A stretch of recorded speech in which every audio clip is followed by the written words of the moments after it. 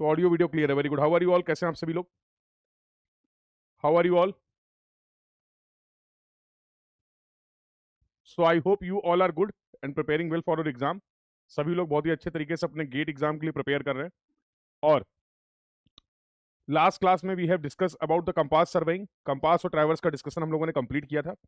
आज इस क्लास में क्या डिस्कस करने वाले हैं? आज इस क्लास में सभी important topic, specially from your GATE exam point of view, जहां से न्यूमेरिकल क्वेश्चंस बनते हैं आपके एग्जाम में, discuss. In the today's class, we are going to discuss all the important major topics of leveling and tachyometry. तो concepts part भी discuss किए जाएंगे और साथ साथ उनसे रिलेटेड किस तरीके के क्वेश्चन का फ्रेम किया जा सकता है उसके बारे में भी डिस्कशन करने वाले हैं। ठीक है, तो should we start our discussion? Discussion start किया जाए बेटा।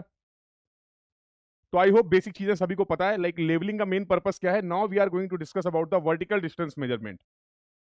अभी तक हम लोगों ने हॉरिजॉन्टल डिस्टेंस के मेजरमेंट की बात की थी, but now we are going to discuss vertical distance, how can we can measure. ठीक है, अब वर्टिकल डिस्टेंस को मेजर करने के लिए ऑब्वियसली कुछ चीजें हैं जो बेसिक टर्मिनोलॉजी हैं, वो इनको एक बार गो थ्रू कर लेते हैं। Like for example, this is our reference. अगर ये रेफरेंस है और this is the point A, I want to measure this distance, इसी को मैं बोल रहा हूं, it is known as the vertical distance. Levelling के केस में जो डिफरेंस होता था इसको हम लोग बोलते थे डेटम या फिर बेंचमार्क। क्या बोलते हैं? डेटम या फिर बेंचमार्क। बेंचमार्क एक ऐसा पॉइंट रेफर करेंगे हम लोग जिसका वर्टिकल डिस्टेंस हमें रेफरेंस से पता होगा। ठीक है, बेंचमार्क यहां पे सही नहीं रहेगा, इसको मैं करेक्ट कर देता हूं। डेटम या रेफरेंस के लिए जो हम लोग लेते हैं that is mean sea level, MSL. अब एमएसएल आप कैसे डिफाइन करते थे? तो आप बोलते थे सर लो टाइड्स और हाई टाइड्स का जो डेटा होता है सी का, based on the 19 years data, 19 साल के डेटा को बेसिस पे एक सी का लेवल आपने डिफाइन किया था जिसको हम लोग बोलते थे मीन सी लेवल। अब किसी भी पॉइंट की वर्टिकल डिस्टेंस अगर आपको मेजर करना है तो we will measure by taking the reference of mean sea level. Mean sea level से को रेफरेंस कंसीडर करते हुए ही हम लोग वर्टिकल डिस्टेंस डिफाइन करते थे, जिसको हम लोग बोलते थे लेवल।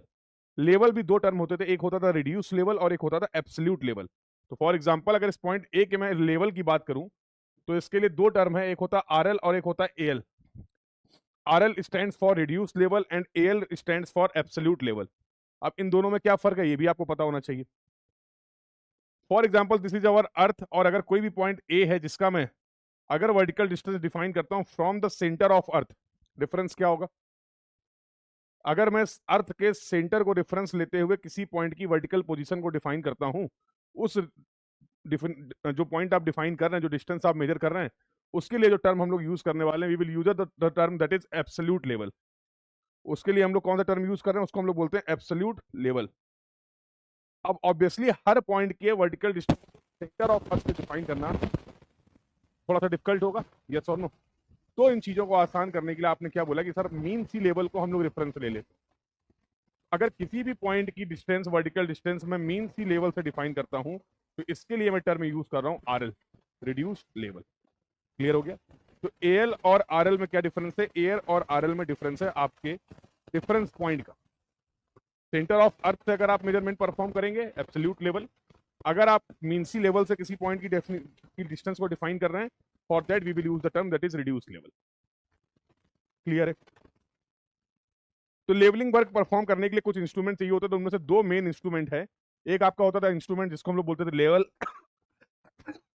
डंपी लेवल हो गया, ऑटो लेवल हो गया, वाई लेवल हो गया, दिस इज द इंस्ट्रूमेंट। और दूसरा चाहिए हमें levelling staff, level instrument, like for example we are considering the auto level, और एक अपने पास होता है लेवलिंग स्टाफ। इनकी हेल्प से फील्ड मेजरमेंट परफॉर्म करने होते थे हमें। अब अगर मैं आपसे बात करूं क्या फील्ड मेजरमेंट परफॉर्म करने होते हैं, तो ऑब्वियसली आपको पता है कि sir we are going to take the staff reading. इनकी हेल्प से जो मेजरमेंट हम लोग कर रहे हैं उस मेजरमेंट में फाइनली मेजर क्या कर रहे हैं? तो we are taking the staff readings at different different locations, at different different location. जो पॉइंट्स आपके जिनका आरएल आप फाइंड आउट करना चाह रहे हैं वहां पर हम लोग स्टाफ रीडिंग देते थे। ये हमारा फील्ड वर्क होता था। बट अल्टीमेट ऑब्जेक्टिव क्या है? अल्टीमेट ऑब्जेक्टिव है कि हमें गिवन पॉइंट का रिड्यूस लेवल बताना है। तो क्या हम फील्ड में इन दोनों इंस्ट्रूमेंट की हेल्प से किसी भी पॉइंट के डायरेक्टली रिड्यूस लेवल पे कमेंट कर सकते हैं क्या? क्या लगता है आपको? क्या लेवल और लेवलिंग स्टाफ की हेल्प से किसी भी पॉइंट का आरएल आप बता सकते हैं? बताओ, पढ़ रखा आपने? यस और नो? लेवल और लेवलिंग स्टाफ की हेल्प से या स्टाफ रीडिंग लेने के बाद क्या डायरेक्टली हम उसके आरएल को फाइंड आउट कर सकते हैं? कर सकते हैं। करेंगे, कैसे करेंगे? But yes, for that we are going to employ certain methods. इन स्टाफ रीडिंग की हेल्प से हम आरएल निकालेंगे, बट उसके लिए हमें लेवलिंग के कुछ मेथड्स पता होने चाहिए। तो किसी भी पॉइंट का आरएल को फाइंड आउट करने के लिए हमारे पास दो मेथड होते हैं जिसके बारे में बातचीत कर लेते हैं। तो पहला होता है हाइट ऑफ इंस्ट्रूमेंट मेथड या फिर लाइन ऑफ कोलिमिनेशन मेथड, और दूसरा होता है राइज और फॉल मेथड। दोनों ही मेथड से, किसी भी एक मेथड से, डिपेंडिंग अपॉन द सुटेबिलिटी, कब किस कंडीशन में, किस साइड कंडीशन में, सिचुएशन पे कौन सा मेथड आपको लगता है, उसके बेसिस पे आप यहाँ से आरएल निकाल सकते हैं। सर इन दोनों मेथड का थोड़ा सा बेसिक बता दीजिए, तो वो भी रिवाइज कर ले तो अच्छा रहेगा। ठीक है, देखिए, now first talk about the HI method. दिखाने के लिए मैंने कोई भी यहाँ पर एक ग्राउंड ले लिया। The ground situation is something like this, और जनरली ये मेथड जो होता है ये सुटेबल होता है जहां पर ग्राउंड या तो कंटिन्यूअसली अपवर्ड हो या डाउनवर्ड हो। ऐसे में इजी होता है, क्यों? क्योंकि बहुत बार आपको इंस्ट्रूमेंट की पोजीशन को, इंस्ट्रूमेंट की लोकेशन को शिफ्ट नहीं करना पड़ता है। तो जहां पर भी ग्राउंड कंटिन्यूअसली स्लोपिंग है, आइदर अपवर्ड और डाउनवर्ड, उन दोनों ही केस में ये मेथड हमारे लिए सुटेबल होगा। इसको और अगर आसान कर दें, तो अगर ऐसी कोई भी साइट है जहां पर एक ही पॉइंट से बहुत ज्यादा पॉइंट आप कवर कर सकते हैं, जब बहुत ज्यादा पॉइंट्स की स्टाफ रीडिंग ले सकते हैं, in that case this method is suitable as compare to the rise और फॉल मेथड। अब देखो होता क्या है, अभी मैंने बोला कि लेवलिंग के लिए एक पॉइंट हमेशा ऐसा होना चाहिए जिसकी पोजीशन मुझे पता हो। अब देखो रेफरेंस में दिखाता हूं, for example this is the reference. ये हमने एज्यूम किया, दिख तो रहा नहीं होगा, ये केवल इस डायग्राम में आपको समझाने के लिए मैंने बताया, ये एक एक्चुअल ग्राउंड कंडीशन है और यहाँ पे कोई एक रेफरेंस मैंने कंसीडर कर लिया है। जिस भी पॉइंट का आरएल मुझे रेफरेंस से पता है, ऐसे पॉइंट को मैं बोलता हूं बेंचमार्क। डेफिनेशन ही बेंचमार्क की क्या होती है? Benchmark is having the point is having the known RL. जिसका भी आरएल आपको पता है, ऐसे पॉइंट को आप बेंचमार्क बोल सकते हैं। ये इंफॉर्मेशन आपके पास है। लेट्स से यहां पर कुछ पॉइंट हैं 1, 2, 3 एंड 4। अब ये 4 पॉइंट हैं जो आपसे बोले गए हैं कि इनका आरएल आपको फाइंड आउट करना है। ये मेन प्रॉब्लम है। तो जैसा मैंने अभी आपको बताया कि डायरेक्टली तो हम आरएल नहीं निकाल सकते हैं। हाँ, फील्ड में जाके कुछ मेजरमेंट्स परफॉर्म करेंगे, कुछ स्टाफ रीडिंग्स लेंगे, और बेस्ड ऑन दो staff reading we can work out these RL of these points. इनको हम लोग निकालने का प्रयास करेंगे। ठीक है सर, क्या करें? तो क्या करेंगे, सबसे पहले लिया आपने एक level instrument, for example auto level लिया, उसको किसी एक ऐसी जगह पे लगाया जहां पर लगा सकते थे। We have placed the instrument after performing the temporary adjustment. Temporary adjustment आपको पता है कि किसी भी इंस्ट्रूमेंट को लगाने के पहले, मेजरमेंट लेने के पहले, मेजरमेंट परफॉर्म करने के पहले जो एडजस्टमेंट हम प्रोवाइड करते हैं उनको बोलते हैं temporary adjustment. Whenever we will shift the instrument, whenever we will change the location of the instrument, वहां पर हम लोग टेम्परेरी एडजस्टमेंट जरूर परफॉर्म करेंगे। ठीक है सर, ये भी पता है। अब ऑब्वियसली यहाँ पर एक टेलीस्कोप होने वाला है, तो इस टेलीस्कोप से कुछ ना कुछ हमें दिख रहा होगा, तो इस तरीके की एक लाइन हम ड्रॉ कर सकते हैं, जिसको मैं बोल रहा हूँ कोलिमिनेशन लाइन। क्या बोल रहा हूँ मैं? कोलिमिनेशन लाइन। ठीक है सर, टेलीस्कोप परफेक्टली हॉरिजॉन्टल होना चाहिए, बबल रहता है इंस्ट्रूमेंट में सेटअप रहेगा, तो लेवलिंग परफॉर्म करके with the help of the foot screw हम उसको टेम्परेरी एडजस्टमेंट जब परफॉर्म करेंगे तो देखेंगे कि हमारा जो टेलीस्कोप है वो परफेक्ट हॉरिजॉन्टल पोजीशन में है। तो yes, the line of site will be something like this, और जो line of site perfect horizontal होती है उसी को बोल देते हैं line of कोलिमिनेशन।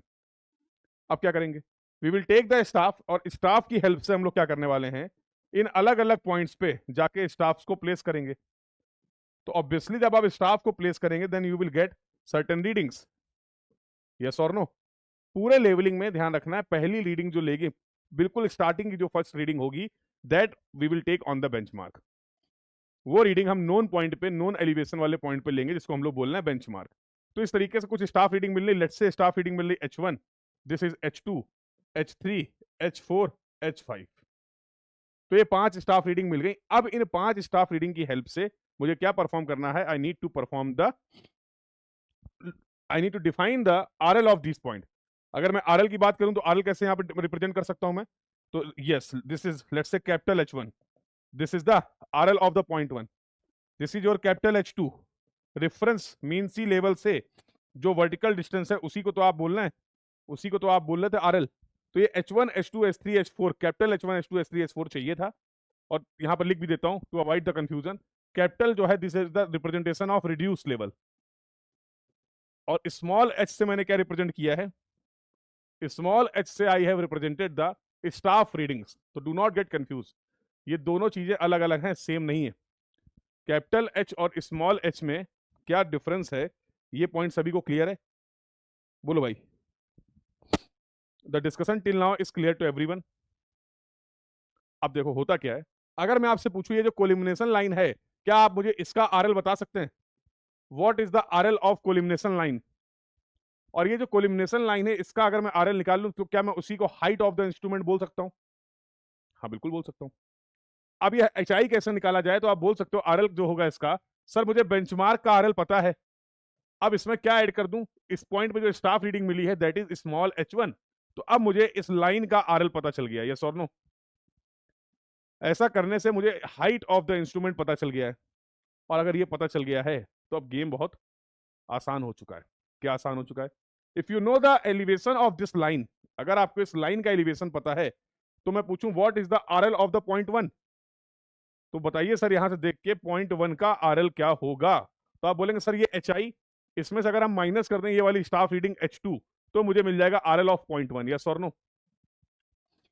Similarly, what will be the RL of the point 2? So you will say, sir, again it is going to be HI, height of the instrument, minus this is staff reading. Point 1 के लिए मैंने क्या लिया था? Point 1, ये H2 यहाँ पे कर दो, ठीक है? So this is going to be H3. Similarly, point 3 का RL क्या होगा? That will be equal to HI minus H4. Point 4 का RL क्या होगा? HI minus H5. क्या यही RL होंगे?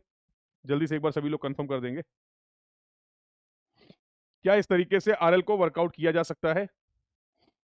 तो that's why this method is known as the height of the instrument method. Height of the instrument method. यहां पर सबसे पहले हम लोगों ने एचआई को फाइंड आउट किया, और एचआई और स्टाफ रीडिंग की हेल्प से we have worked out the RL of the different different points. कहानी क्लियर है? कोई किसी को समस्या हो तो बता दो। सर ये एक एग्जाम्पल था, कुछ रीडिंग्स मैंने ली हैं जिसको मैंने इस तरीके से रिप्रेजेंट कर दिया। बहुत ज्यादा रीडिंग्स होंगी, बहुत ज्यादा लोकेशंस होंगी, तो ऑब्वियसली इस तरीके से रीडिंग को मैनुअली मैनेज कर पाना हमारे लिए थोड़ा सा डिफिकल्ट है, और अगर कोई भी एरर हो गई तो फिर उसको भी से भी प्रॉब्लम होगी। यस, तो इसको सिस्टमेटिक वे में करने के लिए आप इसका एक टेबलेट फॉर्म देखते थे, तो क्या फॉर्मेट होता था फील्ड बुक का? तो आप बोलते थे सर सबसे पहले मैं लिखूंगा स्टेशन, एक रेफरेंस के लिए मैं आपको बता देता हूं, then there will be the back side reading, intermediate side reading, fore side reading, यहां पर HI निकाल लेंगे, यहां पर हो जाएगा RL, और यहां पर हो जाएगा रिमार्क।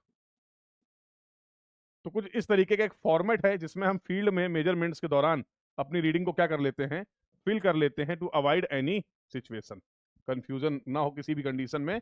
जैसे इसी को मैं फिल कर देता हूं, तो ये फील्ड बुक आप मेंटेन करेंगे, तो यहां पर जो भी मैंने मेजरमेंट्स आपको दिखाए लास्ट स्लाइड में, अब उनको क्या मैं यहां पर फिल कर सकता हूं? हाँ कर सकता हूं। कैसे? तो सबसे पहला स्टेशन तो P स्टेशन था, इसका आरएल पता था? हाँ पता था, क्योंकि ये बेंचमार्क था, ठीक है। फिर हम लोगों ने क्या किया, स्टेशन 1 2 3 4 यहां पर स्टाफ रीडिंग्स ली थी, देखो 1 2 3 4 पे स्टाफ रीडिंग्स ली हैं। अब यहां पर कुछ चीजें आपको और समझ रहे हैं। सर ये स्टाफ रीडिंग को आपने 3 तरीके से डिफाइन कर दिया, बैक साइड, इंटरमीडिएट साइड और फोर्थ साइड। अब इनको कैसे आइडेंटिफाई करें? पहली रीडिंग जो आपने बेंचमार्क में ली है वो हमेशा बैक साइड रीडिंग होगी। किसी भी इंस्ट्रूमेंट को एक जगह जब आपने प्लेस किया है, उससे लास्ट सर्वे रीडिंग जो ली गई है, अगेन लिसन केयरफुली, किसी भी इंस्ट्रूमेंट की एक पर्टिकुलर पोजीशन से जो लास्ट रीडिंग ली जाएगी that will be always known as the fourth side. इसके अलावा जितनी भी रीडिंग्स हैं उनको हम लोग रिफर करेंगे एज द इंटरमीडिएट साइड। तो इस एग्जांपल में अगर मैं बात करूं तो yes this is going to be the back side, ये अपनी बैक साइड होगी, this is going to be the fourth side reading, और इसके अलावा ये जितनी भी रीडिंग आपको दिख रही है remaining reading, all these will refer as the intermediate side reading. इसके बाद मैं इंस्ट्रूमेंट को किसी नई लोकेशन पर रखता हूं, again we will get the back side, intermediate side, और मे बी डेफिनेटली डिपेंड करेगा अगर इंटरमीडिएट लोकेशंस हैं, और finally we will get the fourth side reading. तो इसको जरा प्लेस करके देखो, तो वही चीज मैं यहाँ पर प्लेस करके आपको दिखा रहा था। तो यहाँ पर बैक साइड रीडिंग मिली थी H1, यहाँ पर आपको इंटरमीडिएट मिला था H2, H3, H4, और लास्ट रीडिंग क्या थी? H5। बाकी जगह और कोई रीडिंग नहीं मिली थी बस। और इसके बाद फिर HI फाइंड आउट करेंगे। HI कैसे फाइंड आउट किया था आपने, अभी मैंने बताया, बेंचमार्क का RL प्लस H1। अब यहां पर सभी पॉइंट्स के RL को वर्कआउट किया जा सकता है, जैसा मैंने ऑलरेडी करके आपको दिखा रखा है। अब इसका अपने पास एक होता है अर्थमेटिक चेक, ये बहुत इंपॉर्टेंट है गेट के लिए। गेट एग्जाम में यहां से 1 से 2 नंबर के बहुत कॉमनली फ्रिक्वेंटली सवाल देखने को मिलते हैं, इसीलिए कंसेप्ट में यहां पर कवर भी कर रहा हूं। अर्थमेटिक चेक क्या बोलता है कि algebraic summation of all the back side reading minus algebraic summation of all the fore side reading, it should be equal to the difference of last RL minus first RL. ये first RL लगा रहा है, this is going to be the last RL. इन दोनों का जो difference होगा, इन दोनों का जो डिफरेंस होगा वो बैक साइड और फोर्थ साइड के डिफरेंस के बराबर होगा। तो what ever you have calculated, इस मेथड से जो भी आरएल वगैरह आपने फाइंड आउट किए हैं, लास्ट में you can also verify by applying this arithmetical check. बहुत इंपॉर्टेंट है भाई, इससे सवाल आते हैं, एक बार कंफर्म करिए क्लियर है। तो ये कुछ इंपॉर्टेंट बातें थी related to the HI method. These are some important discussion related to the HI method. Clear हो गया तो एक बार कंफर्म कर दो यार। If the discussion till now is clear to everyone, confirm in the chat box. और अगर किसी को कोई डाउट हो तो पूछ लो। दूसरा मेथड देख लेते हैं सर। दूसरा मेथड होता है, ये सब तो मैंने लिख भी दिया, देखो ये सब कहानी लिखी हुई है एचआई मेथड तुम्हारे रेफरेंस के लिए। ये देखो चेक भी लिखा हुआ है, नोट्स आपको रेफर यहाँ से कर सकते हैं, नोट्स बना सकते हैं। और नोट्स तो मेरे हिसाब से ऑलरेडी आपके बने होंगे, लेट्स गो थ्रू आप सभी इंपॉर्टेंट कंसेप्ट्स को क्विकली रिवाइज करना चाह रहे हैं, नहीं बने तो बना देंगे। दूसरा मेथड होता है राइज और फॉल मेथड। इसका भी गेम समझ लो। जब हमारे ग्राउंड में अंडुलेशन है, अब ग्राउंड तो कैसा भी हो सकता है ना भाई, तब हमारे लिए मेथड सुटेबल रहेगा। कहानी वही सेम है, ग्राउंड पे जाएंगे, एक पॉइंट तो ऐसा होगा ही होगा जिसके बारे में तुम्हें पता होगा, और वो होगा तुम्हारा बेंचमार्क। क्यों भाई? तो ये पी पॉइंट हो गया। लेट्स से कुछ आपको स्टेशन दे दिए गए, 1, लेट्स से 2, यहाँ ले लो 3, 4, और बोला गया है इनका आरएल आपको बताना है। ठीक है, आरएल निकालेंगे, कौन सा मेथड अप्लाई करेंगे वो बात की बात है। सबसे पहले तो हमें फील्ड में जाके स्टाफ रीडिंग सीखनी पड़ेगी। इन सभी स्टेशन पे गए, कहीं मौका देख के इंस्ट्रूमेंट को ठीक ठाक जगह पे रखा, ये रखा। इंस्ट्रूमेंट को यहाँ रखने के बाद, इंस्ट्रूमेंट को यहाँ पर प्लेस करने के बाद पहली रीडिंग लेंगे बेंचमार्क में। तो बेंचमार्क में स्टाफ को प्लेस किया इस तरीके से, और यहाँ पर एक प्यारी सी रीडिंग ले ली जिसको मैंने बोल दिया H1। ठीक है, अब मान लो यहाँ से इस तरीके से लाइन ऑफ साइट है। अब इंस्ट्रूमेंट को फिर से प्लेस करते हैं स्टाफ को 1 पे, तो यहाँ एक रीडिंग मिल जाएगी H2, यहाँ पे एक रीडिंग देख लेते हैं H3, यहाँ पर एक रीडिंग देख लेते हैं H4, और फाइनली एक यहाँ पर रीडिंग देख लेते हैं H5। Let's say in this way we have taken certain readings. ले लेंगे भाई। तो सर क्या यहाँ पर एचआई मेथड की हेल्प से हम लोग आरएल निकाल सकते हैं? हाँ निकाल सकते हो, अभी तो बताया एचआई मेथड। सर मुझे दूसरा मेथड भी जानना है कि राइज एंड फॉल मेथड कैसे लगाते हैं। राइज और फॉल मेथड देखो बताते हैं, ध्यान से देखो। कुछ ऑब्जर्वेशन बहुत इंपॉर्टेंट और बेसिक ऑब्जर्वेशन है, अगर समझ जाएंगे तो आगे भी बहुत आपको ईजी हो जाएगा। आगे भी कुछ इंपॉर्टेंट और फ्रिक्वेंट टॉपिक हैं आपके एग्जाम में, जिनके लिए ये डिस्कशन जो है वो वैलिड रहेगा, इंपॉर्टेंट है। पहले स्टेटमेंट सुनो फिर आंसर देना। लेट्स से अगर मैं बोलूं कि मेरे सर्वे के दौरान मैंने ये ऑब्जर्व किया, during our survey work we are observing that, let's say there are 2 और 3 points A B C, continuous points हैं ए बी एंड सी। तो स्टाफ रीडिंग आपने ए पे लिया है, then you are going to take the staff reading at B. 2 point ले लेते हैं, चलो कंफ्यूज नहीं करता हूं। 2 पॉइंट, पहला पॉइंट ए, दूसरा पॉइंट बी। सर्वे वर्क कर रहे हैं, इंस्ट्रूमेंट रखा है। ए पॉइंट पे लेट्स से स्टाफ रीडिंग मिल रही है 2 मीटर। ए पॉइंट पे स्टाफ रीडिंग मिल रही है 2 मीटर, ठीक। और बी पॉइंट पे स्टाफ रीडिंग हो जा रही है 1.2 मीटर। ए पॉइंट पे you are getting the reading that is 2 metre, B point पे जो स्टाफ रीडिंग आपको मिल रही दैट इज 1.2 मीटर। इन दोनों रीडिंग्स को कंपेयर करके क्या कुछ आइडिया लग रहा है ग्राउंड की पोजीशन क्या होगी? By comparing these 2 readings are you getting certain information about the ground profile? Reading में फिर से बता देता हूं। ए पॉइंट है जिसमें आपको स्टाफ रीडिंग मिली है 2 मीटर की, बी पॉइंट है नेक्स्ट पॉइंट जो है वहां पर स्टाफ रीडिंग मिली है आपको 1.2 मीटर। इसके बेसिस पे क्या कमेंट कर सकते हैं? बहुत सिंपल सा ऑब्जर्वेशन है मेरे लाल। इसके बेसिस पे आप ये कमेंट कर सकते हैं कि पॉइंट ए के कंपैरिजन में पॉइंट बी हायर एलिवेशन पे, तभी तो स्टाफ रीडिंग कम हो, क्योंकि दोनों स्टाफ रीडिंग आपने इंस्ट्रूमेंट की एक ही पोजीशन से लिया है। From the same position of instrument we have taken both the readings और अगर हमारी नेक्स्ट रीडिंग प्रीवियस रीडिंग के कंपैरिजन में डिक्रीज हो रही है, इसका मतलब ग्राउंड प्रोफाइल इज इंक्रीजिंग। क्या ये कमेंट कर सकते हैं? चलो अगर ये समझ गए हो तो बहुत अच्छा है, बाकी मैं यहां से दिखा भी देता हूं। तो पी पॉइंट पे जो आपकी reading milli, let's say H1 है, ऑब्वियसली H2 रीडिंग क्या है, कम हो गई। H2 रीडिंग कम हो गई, इसका मतलब पी के कंपैरिजन में 0.1 हायर एलिवेशन पे, यही तो मतलब हुआ। जब इन दो रीडिंग्स को कंपेयर किया, जब इन दो कलर कलर कलर कलर ये दो रीडिंग्स को कंपेयर किया, H1 और H2 को कंपेयर किया, तो क्या कुछ पता चल रहा है आपको? अरे बोलो हाँ है ना? हाँ बिल्कुल। इसको और सिस्टमेटिक अगर मैं कर दूं, H1 माइनस H2, ये पॉजिटिव आ रहा है, इसका मतलब क्या हो रहा है, राइज आ रहा है। अब अगला गेम देखो, जब आप इन दो रीडिंग्स को कंपेयर कर रहे हैं, किसको किसको, H2 और H3 को, क्या देखने को मिल रहा है, इनका डिफरेंस निकालो। H2 माइनस H3, क्या ये निगेटिव आएगा? तो क्या मैं बोल सकता हूं ये रिप्रेजेंट करेगा फॉल को? देखो तो एक ही डायग्राम में राइज भी दिख रहा है आपको, फॉल भी दिख रहा है, और इसी तरीके से हम फिर नेक्स्ट रीडिंग्स को कंपेयर करके राइज और फॉल निकाल सकते हैं based on the staff readings. बोलो हाँ। क्या बोलोगे? हाँ। अरे ये अलग नाराज है। बोलो भाई, in this way can we find out the staff readings like this? क्या इस तरीके से रीडिंग्स को निकाला जा सकता है, यस और नो? तो भैया इसका भी फॉर्मेट है। अब देखो यार, सर मुझे तो निकालना है RL ऑफ 0.1, ये तो बताइए। लो भाई, RL ऑफ बेंचमार्क पता है, प्लस माइनस राइज और फॉल। देखो इसमें राइज हो रहा है, इन दोनों की हेल्प से पता चल गया कितना राइज हो रहा है, ऐड कर दो तो you will get the RL of 0.1। अब इसी को अगर सर टेबुलेटेड फॉर्म में करना हो तो क्या गेम है?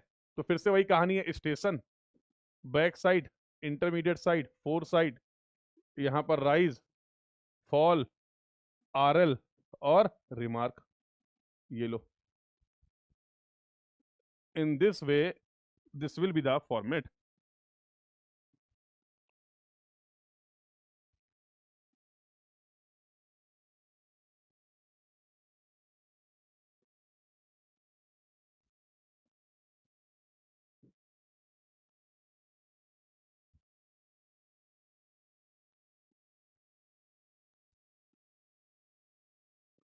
तो ये हो गया आपका फॉर्मेट राइज एंड फॉल का, कंप्लीट हो जाएगा। करके दिखा दें? चलो फिल करते हैं, खेलते हैं। पहला पॉइंट है पी, फिर 1 2 3 4 5, 5 पॉइंट थे इस बार, 4 ही थे। बहुत ही बेहतरीन बात है, उड़ाओ उसको। ठीक है, चलो भाई कंप्लीट करो इसको। तो पी पॉइंट हमारा क्या था? रिमार्क डालो सर, ये तो बेंचमार्क था, बहुत अच्छी बात है। यहाँ पर बैक साइड रीडिंग मिलेगी और वो रीडिंग हो जाएगी H1। ये हो गई H1, no intermediate no fore side. 1 पे रीडिंग कैसी मिल रही थी सर? 1 पे रीडिंग मिल रही थी H2 intermediate side, H2 intermediate side, H3, H4 four side, H5। देखो सही है? हाँ जी बिल्कुल सही है सर। ये प्रोसेस कॉमन है आपका दोनों मेथड के लिए। फिर यहां पर आपने निकाला था राइज एंड, अब इन दोनों के बेसिस पे, based on these two readings we can find out the rise और फॉल। अगर H1 माइनस H2 पॉजिटिव आ रहा है, अगर पॉजिटिव आएगा H1 माइनस H2 तो ये राइज होगा, निगेटिव आएगा तो फॉल पे लिख देंगे। क्लियर है? सिमिलरली फिर अगली दो रीडिंग को कंपेयर करेंगे, फिर अगली दो रीडिंग को कंपेयर करेंगे, और फिर अगली दो रीडिंग को कंपेयर करेंगे।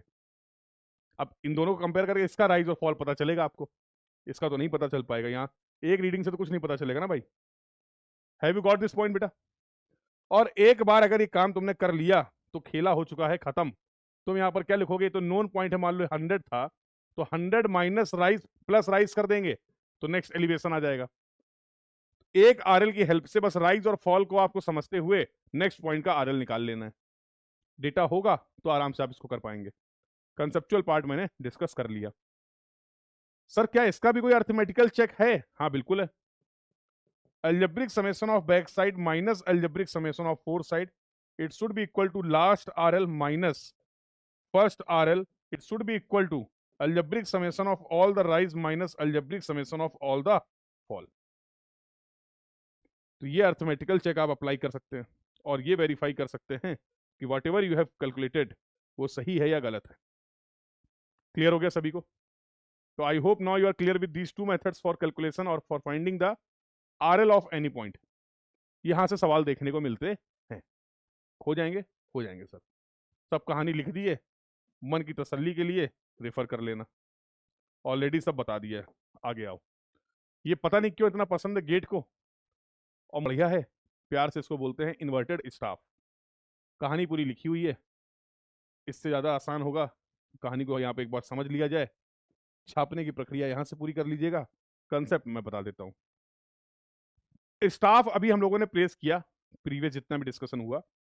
तो अगर मैं रेफरेंस से देखूं, ग्राउंड से देखूं, अगर ग्राउंड को ही रेफरेंस ले रहे हैं तो अपवर्ड डायरेक्शन जाने पे स्टाफ में रीडिंग इंक्रीज हो रही थी।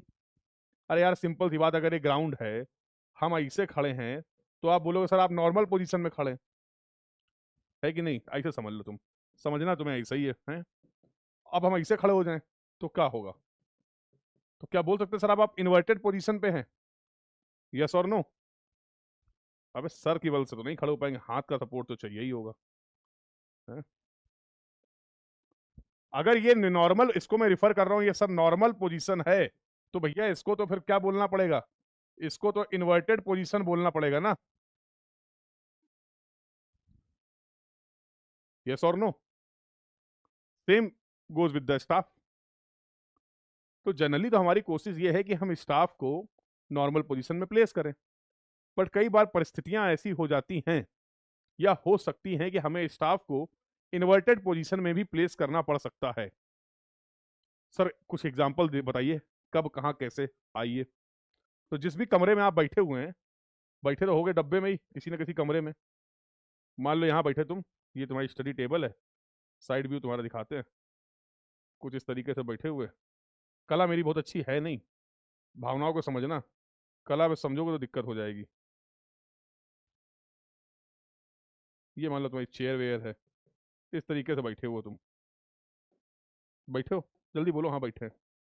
अबे आओ, ये अलग खेल खेल रहा मेरे साथ। तो ये मान लो तुम टेबल वेबल लगा के बढ़िया सा राजा बाबू बन के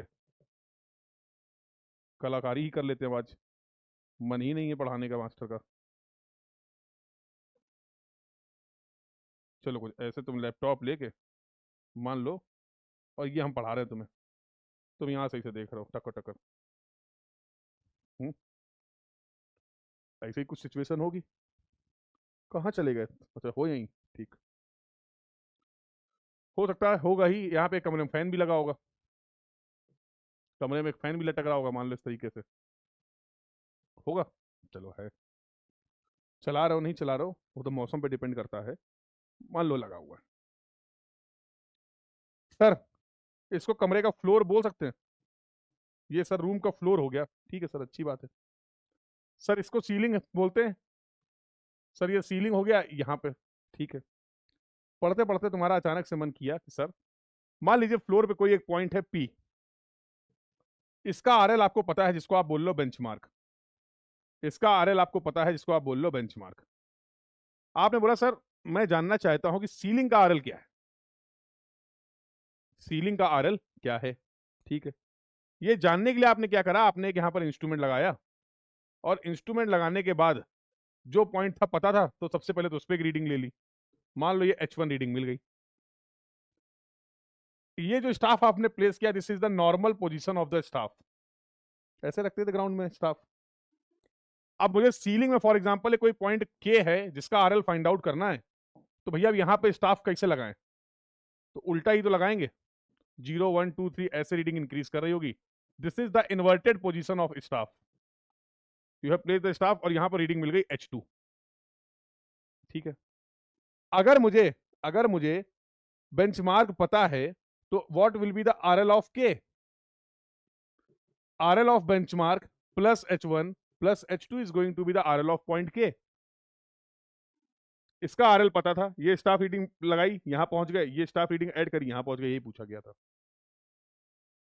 अब गेट वाले हर बार घुमा फिरा के यही पूछते रहते हैं, कभी वो बेंचमार्क ऊपर दे देंगे, बॉटम का आरएल पूछ लेंगे, कभी बेंचमार्क फ्लोर का गिवन होगा, सीलिंग का आरएल पूछ लिया जाएगा, कभी ये दोनों रीडिंग गिवन होगी, इन दोनों के बीच का डिफरेंस पूछ लिया जाएगा। यही खेलना है तुम्हें। इन this way you can find out the difference based on these staff readings. तो बहुत ही फ्रिक्वेंट ये 2 मार्क का प्रॉब्लम आपको देखने को मिलता है, और yes this is going to be important topic, तो इसको आप नोट कर सकते हैं। स्टाफ, तो यहां से फ्रिक्वेंटली क्वेश्चन 2 मार्क के आपके बनते रहते हैं। कंसेप्ट पार्ट ये था, कोई डाउट हो तो बताओ। तो सभी तरीके के वेरिएशंस मैंने आपको बता दिए। कभी आपको एक पॉइंट का आरएल पता होगा, स्टाफ रीडिंग्स पता होंगी, और दूसरे पॉइंट का आरएल पूछा जाएगा। ध्यान ये रखना है कि क्वेश्चन में इट मे बी पॉसिबल कि वो इस रीडिंग को with the help of negative sign represent करें। अगर आपको लैंग्वेज दिया गया है तो बोलेंगे कि जो सीलिंग पे रीडिंग ली गई है दैट रीडिंग इज -H2। यहां पर माइनस का सिग्निफिकेंस क्या है, माइनस क्या इंडिकेट कर रहा है? माइनस केवल और केवल ये इंडिकेट कर रहा है कि ये रीडिंग इन्वर्टेड स्टाफ में ली गई है। इसको अगर मैं माइनस को यहां पर कंसीडर कर लूंगा तो प्रॉब्लम हो जाएगी। माइनस का केवल रिप्रेजेंटेशन आपको ये बता रहा है कि this reading that you have taken on the inverted staff. भाई देखो, वर्टिकल डिस्टेंस से डिस्टेंस कैसे निगेटिव हो जाएगी? ये तो अपनी सहूलियत के लिए हम लोगों ने बता रखा है कि सर अगर ये रेफरेंस लाइन है, if this is the reference line, तो पॉइंट ए अगर अबव द रेफरेंस है तो पॉजिटिव डिस्टेंस हो जाएगी, और पॉइंट बी अगर बिलो द रेफरेंस है तो उसके लिए निगेटिव साइन यूज कर लेंगे। तो these are the notations that we are following for our better understanding. Distance तो डिस्टेंस है, क्लियर? तो बस छोटी सी बात ध्यान रखनी है और ये काम भी हो जाएगा। तो एक ये इंपॉर्टेंट टॉपिक है जो सवाल यहां से आता है। चलिए सर अगला कुछ बताइए। अगले टॉपिक की बात करें तो again this is the very important topic. यहां से भी 2 नंबर के फ्रीक्वेंट प्रॉब्लम देखने को मिलते हैं, जिसको हम लोग बोलते हैं रेसिप्रोकल लेवलिंग। सबसे पहला एडवांटेज तो ये होता था कि रेसिप्रोकल लेवलिंग अगर आप अप्लाई कर रहे हैं तो यहां पर कर्वेचर और रिफ्रैक्शन के लिए हमें कोई भी करेक्शन अप्लाई नहीं करना होता था, क्योंकि इस प्रोसेस के दौरान रेसिप्रोकल लेवलिंग के मेथड में उसकी नीड खत्म हो जाती है, करेक्शन अलग से अप्लाई करने की जरूरत नहीं है। तो थोड़ा और इस पर प्रकाश डालिए। तो ये मेथड सुटेबल होता था लेवलिंग का जहां पर आपके 2 पॉइंट के बीच में कोई ऑब्स्ट्रक्शन है या समझ लीजिए डिप्रेशन लाइक स्ट्रक्चर है।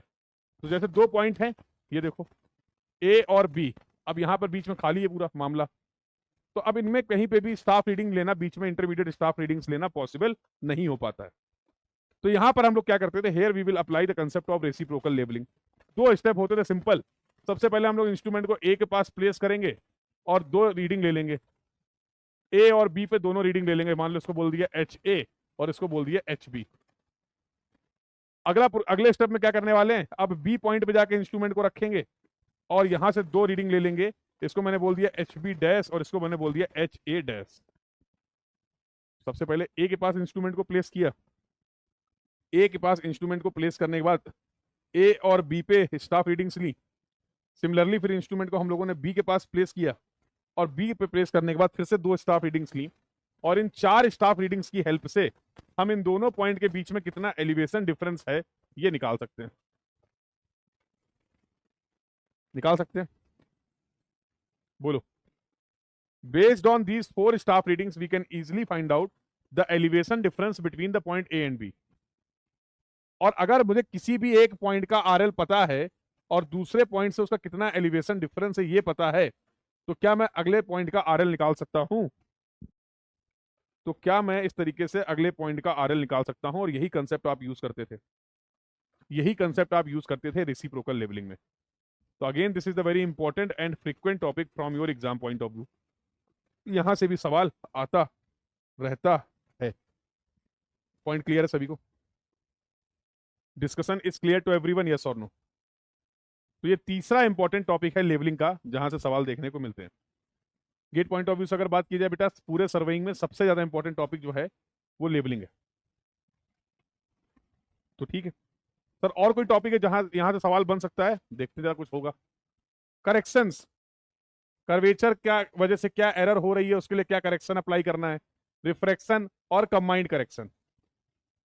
Error due to curvature, error due to refraction और error due to combined effect of curvature and refraction, और उसके लिए क्या करेक्शन अप्लाई करते हैं। तो ये सारा कुछ वैल्यू आपको पता होनी चाहिए।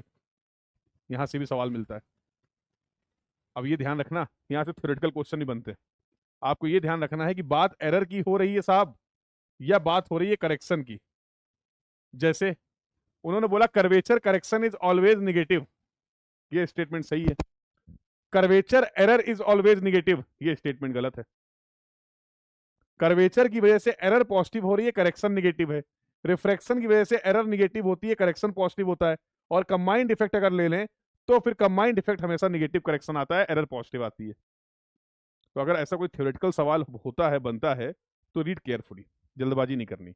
ऐसा ना हो कि क्वेश्चन में आपसे बात की गई हो एरर के बारे में और आप आंसर एज्यूम करके बता रहे हो करेक्शन के रेफरेंस में, गलत हो जाएगा। क्लियर है?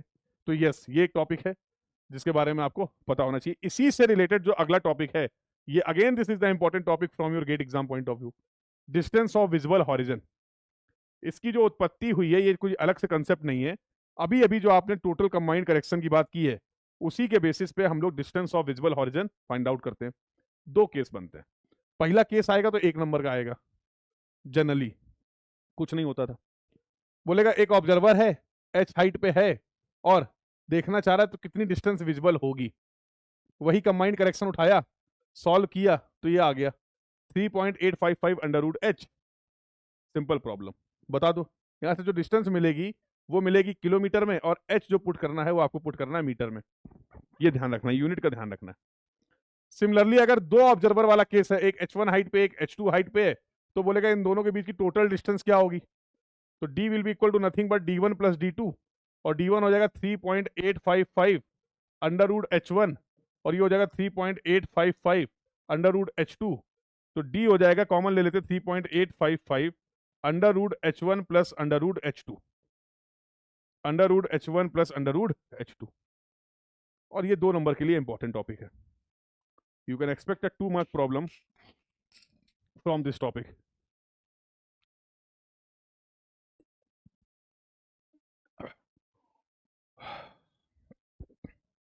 Clear to everyone? बोलो भाई, यहां तक की बात क्लियर है? तो ये इंपॉर्टेंट नेक्स्ट टॉपिक था जो आपको पता होना चाहिए। चलिए सर, और कोई टॉपिक है? ट्रिग्नोमेट्रिकल लेवलिंग कोई कंसेप्ट ही नहीं है। ऑलरेडी मैं अपनी क्लास में भी आप लोगों से पहले भी डिस्कस कर चुका हूं। ट्रिग्नोमेट्रिकल लेवलिंग में ऐसे आप देखोगे तो बुक्स में बहुत सारे फॉर्मूले लिखे हैं, केसेस लिखे हैं। पूरे लेवलिंग में आपको ध्यान रखना है, खासकर ट्रिग्नोमेट्रिकल लेवलिंग में, यूज द डायग्राम अप्रोच, बस और कुछ नहीं करना है। और इसके भी 2 केस हैं जो आपके लिए पता होने चाहिए। जब आप इंस्ट्रूमेंट को एक पोजीशन में प्लेस करते थे और दूसरे में आप इंस्ट्रूमेंट को 2 पोजीशन में प्लेस करते हैं। तो जो भी डिटेल आपको दी गई है, just based on that detail try to draw the diagram. बहुत सारे क्वेश्चन आपने ऑलरेडी करे भी होंगे प्रैक्टिस, तो आप रिलेट कर पाएंगे इस बात को। आपको उसके बेसिस पे, उस डिटेल के बेसिस पे आपको करेक्ट डायग्राम बनाना है, और जो पैरामीटर्स गिवन हैं वो सारे पैरामीटर्स रिप्रेजेंट करने हैं, और आसानी से आप अननोन पैरामीटर ढूंढ पाएंगे। क्लियर है बेटा? तो इसके 2 केसेस मैंने आपको बताए। चलिए, तो ये मेरे हिसाब से लेवलिंग के सभी इंपॉर्टेंट टॉपिक थे जो हम लोगों ने कंप्लीट किए। एक और छोटा सा टॉपिक है, इसी से रिलेटेड एसोसिएट कर सकते हैं हम लोग, पढ़ सकते हैं, जिसको हम लोग बोलते हैं टेक्योमेट्रिक सर्वे। बहुत वास्ट टॉपिक है, लेकिन अगर एग्जाम पॉइंट ऑफ व्यू से बात करें तो यहाँ पर लिमिटेड अगर चीजें पढ़नी हो तो क्या होनी चाहिए वो चीजें।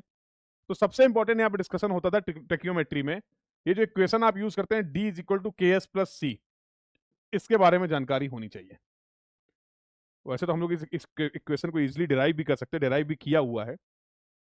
यहां पर डी होती थी horizontal distance between the staff and the instrument, के होता था मल्टीप्लाइंग कांस्टेंट और सी होता था एडिटिव कांस्टेंट, और एस होता था स्टाफ इंटरसेप्ट। एस क्या होता था? S is your staff intercept. मतलब टेक्योमेट्री की हेल्प से, based on the staff reading, अभी तक आप स्टाफ रीडिंग की हेल्प से वर्टिकल डिस्टेंस या आरएल को फाइंड आउट कर रहे थे, whatever we have done. लेकिन जैसे ही टेक्योमीटर हम लोगों ने यूज किया, तो टेक्योमीटर और टेक्योमेट्रिक इक्वेशन की हेल्प से now we can also find out the horizontal distance between the staff and the instrument. Staff और इंस्ट्रूमेंट के बीच में अब हॉरिजॉन्टल डिस्टेंस को भी हम लोग पता लगा सकते हैं, और उसके लिए ही हम लोग टेक्योमेट्री का यूज करते हैं, specially in the case of hilly region, जहां पर ग्राउंड प्रोफाइल में बहुत ज्यादा अंडुलेशन है। हॉरिजॉन्टल डिस्टेंस को हम लोग इजिली किसी और इंस्ट्रूमेंट की हेल्प से मेजर नहीं कर पाते हैं, वहां पर हम लोग इस मेथड को यूज करते हैं। In that situation we are going to use this method. GATE point of view से ये क्वेश्चन इंपॉर्टेंट है। क्या इंपॉर्टेंट इसमें? के होता था मल्टीप्लाइंग कांस्टेंट और उसकी वैल्यू होती थी एफ अपॉन आई, और सी की वैल्यू होती थी एफ प्लस डी। एफ क्या होता था? Focal length. आई होता था स्टेडिया इंटरवल। और डी होता था जो टेक्योमीटर है, आपका टेलीस्कोप है, ऑब्जेक्टिव एक्सिस और सेंटर जो है उसके बीच की डिस्टेंस। इसको मैं डायग्राम की हेल्प से भी दिखा देता हूँ। ये देखो, तो ये सब कुछ हम लोगों ने पढ़ा था। ये फोकल डिस्टेंस एफ इंपॉर्टेंट है, आपको जो पता होनी चाहिए। F small D, this is the capital D, इसको हम लोगों ने डिराइव भी कर रखा है और यहाँ पे सब इनके रिप्रेजेंटेशन भी हैं। तो इस इक्वेशन पे सवाल बन जाते हैं। अब इसके अलग अलग हम लोग केस भी पढ़ते हैं। अपवर्ड स्लोप है, डाउनवर्ड स्लोप है। स्टाफ को हम लोगों ने perpendicular to the line of sight place किया है या perpendicular to the ground place किया है। फिर से मैं बिल्कुल भी रिकमेंड नहीं करूंगा कि आप अलग अलग केसेस के फॉर्मूले याद करें, that is not recommended at all. क्या रिकमेंड करूंगा, जो आपको डिटेल दी गई है उस डिटेल के बेसिस पे just try to draw the diagram. सारी डिटेल के बेसिस पे डायग्राम बना लीजिए, आपको बहुत इजीली पता चल जाएगा कौन सा पैरामीटर अननोन है या जो पूछा गया है, और उसको आप इजीली सॉल्व कर सकते हैं by using some basic concepts of trigonometry. Clear है सभी को? बोलो भाई। तो ये टॉपिक भी इंपॉर्टेंट है, तो टेक्योमेट्री में भी आप वही कंसेप्ट यूज कर सकते हैं। हॉरिजॉन्टल डिस्टेंस कितनी है, वर्टिकल डिस्टेंस कितनी, ग्राउंड में भी अपवर्ड स्लोप, ग्राउंड में भी having the downward slope, different different cases में भी देयर। क्लियर है? यहां तक के डिस्कशन में अगर किसी को कहीं कोई डाउट हो, कोई क्वेरी हो, तो you can ask your doubt, you can ask your query. In this way, in a very organized manner, we have revised all the important concepts of leveling and tachymetry. तो methods पढ़ लिए हम लोगों ने levelling RL को find out करने के लिए। We have discussed about the inverted staff, we have discussed about the reciprocal levelling, we have discussed about the curvature and refraction correction, we have discussed about the distance of visible horizon और tacheometric equation और tacheometry का use. ये सारी चीजें हम लोगों ने complete कर ली। बोलो भाई, क्लियर है? हो गया रिवीजन? हो गया रिवीजन, कंप्लीट हो गया? Yes. So now we are left, I repeat कर दीजिए। अभी यहां देखो, जो आपका टेक्योमीटर होता है उसके हालात कुछ ऐसे होते हैं, देखो। Upper stadia, lower stadia, axial stadia. Upper और लोअर के बीच में इस इंस्ट्रूमेंट में जो डिस्टेंस होती है उसको आई बोलते हैं। इसको बोला जाता है स्टेडिया इंटरसेप्ट। जब आप इस टेलीस्कोप से देखते हैं, जब आप इस टेलीस्कोप से देखते हैं तो स्टाफ में आपको 3 रीडिंग मिलती हैं। एक तो corresponding to the axial stadia, 1 reading you will get corresponding to the lower stadia and upper stadia. और यहां पर स्टाफ में जो इन दोनों के बीच में डिस्टेंस होती है उसको बोलते हैं हम लोग एस। ठीक, ये डिस्टेंस होती है कैपिटल डी, जो आप फाइंड आउट कर सकते हैं with the help of the tacheometric equation, that is D is equal to K S plus C. Clear हो गया बेटा? और कुछ पूछना है? Any other doubt to anyone? Any other doubt to anyone?